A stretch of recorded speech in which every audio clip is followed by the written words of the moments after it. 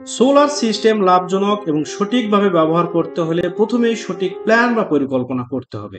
এই পরিকল্পনার সর্বপ্রথম প্যানেল নির্বাচন। আজকে আমরা 12 ভোল্ট এবং 24 ভোল্ট সোলার প্যানেল নির্বাচনের তুলনামূলক আলোচনা করব। এই ভিডিওটিতে আপনি কোন সিস্টেমে 12 ভোল্ট এবং কোন সিস্টেমে 24 ভোল্ট সোলার প্যানেল স্থাপন করবেন তা জানতে পারবেন। সাধারণত বাজারে দুই ধরনের ভোল্টের সোলার প্যানেল পাওয়া যায়, 12 ভোল্ট এবং 24 ভোল্ট। আমরা এর সুবিধা অসুবিধা জেনে নিই। বিদ্যুৎ শক্তি মূলত ভোল্ট এবং কারেন্টের গুণফল। একই পরিমাণ শক্তির জন্য ভোল্টেজ বেশি হলে কারেন্ট কম লাগে। উদাহরণস্বরূপ 200 ওয়াটের একটি সোলার প্যানেল 12 ভোল্টে কারেন্ট থাকবে প্রায় 17 অ্যাম্পিয়ার। এই প্যানেলটি 24 ভোল্ট হলে কারেন্ট প্রায় অর্ধেক অর্থাৎ 8.5 অ্যাম্পিয়ারের মতো প্রয়োজন হবে। ইলেকট্রিক্যাল সিস্টেমে কারেন্ট কম থাকলে অনেক সুবিধা।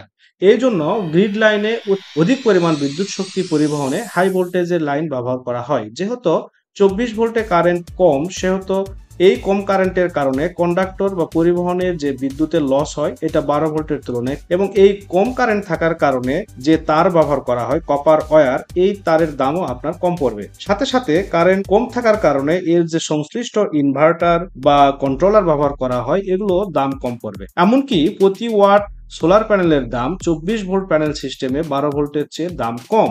তাই যদি বড় সোলার সিস্টেম স্থাপন করতে চান তবে 24 ভোল্ট স্থাপন করা লাভজনক হবে। কিন্তু যদি 100 ওয়াট বা 200 ওয়াটের অফ গ্রিড সিস্টেম বা ডিসি সিস্টেম ব্যবহার করি, এতে 12 ভোল্ট সুবিধাজনক। যেহেতু ডিসি সিস্টেমের 12 ভোল্টের জন্য ব্যবহৃত লাইট বা ফ্যান ইত্যাদি সহজে বাজারে ক্রয় করা যায়। আমরা উপসংহারে বলতে পারি ছোট সোলার সিস্টেম বা সোলার ডিসি সিস্টেমে 12 ভোল্ট সোলার প্যানেল ব্যবহার করা উত্তম, আর বড় সোলার সিস্টেমে 24 ভোল্ট ব্যবহার করা লাভজনক।